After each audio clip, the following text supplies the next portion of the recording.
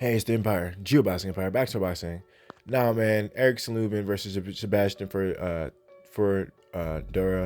fight just happened tonight, man, and it was a 154 fight.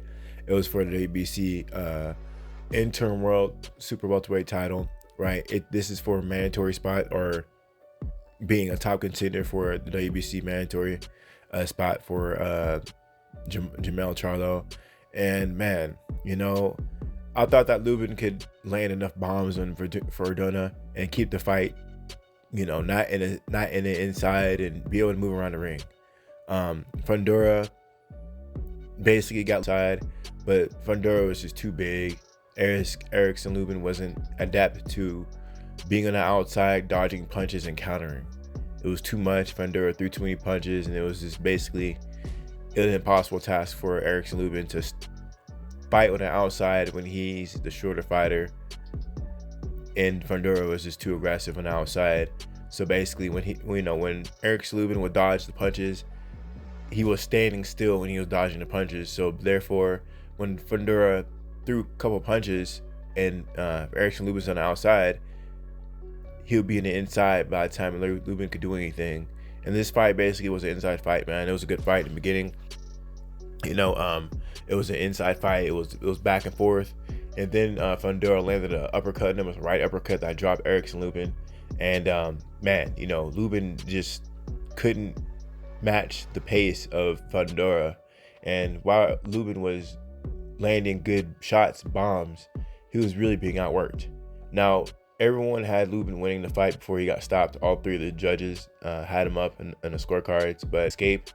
Now, it was really crazy. In one part of the fight, Fundora was giving it on, he was pitting it on Lubin, and Lubin came back after Fundora rallied, basically punched himself out, and Erickson Lubin came back ferociously, dropping Fundora. So this is a fight where they both dropped each other, man.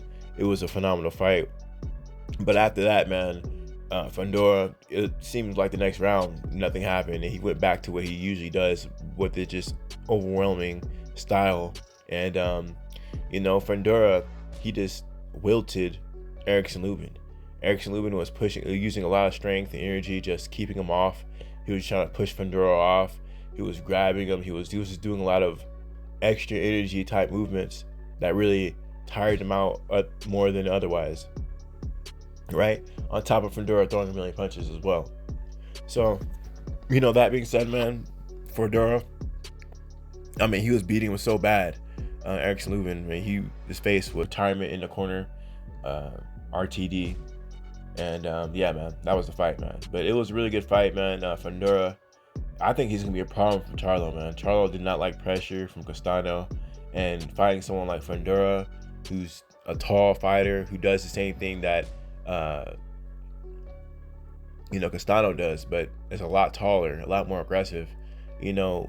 It's going to be problems for Jamel Charlo. I always thought that Hurd would beat Charlo because of his pressure and his chin and his relentlessness. Fundora is like a fresh Jarrett Hurd right now. He's tall. He's just like Hurd, but bigger, longer, and he cuts the ring off better. So this is going to be an interesting fight. If Jamel ever fights Fundora, man, I don't see how, unless Charlo can fight on the outside and keep it moving. Now, Charlo does have really good movement, and he does have an amazing straight right, so maybe he has a chance. But it's going to be a tough hill to climb if Charlo guys are shorter than Charlo. What is Charlo going to do when he's fighting a bigger, stronger, longer guy in Sebastian Fundora? Now, Charlo does hit harder. He's a big hitter. So, we're going to see, man. We're going to see. But, Sebastian Fundora is a freak. He's 6'5", 6'5 and a half, right, with the 80-inch reach advantage. So, all that being said, man, God knows what's going to happen. You can't really count anyone out in boxing. So, we don't know what's going to happen with Jamel Charlo and Castano. But, when that time comes, that's definitely going to be a huge fight, and that really should solidify Jamel Charlo as a top pound-for-pound fighter. He should definitely, if he gets past Castano, be on that list for a pound-for-pound fighter. And if not, after that, this Sebastian fight should definitely put him on as well, because this is insane. This guy, Sebastian, he reminds me of a Mexican Paul Williams, for sure.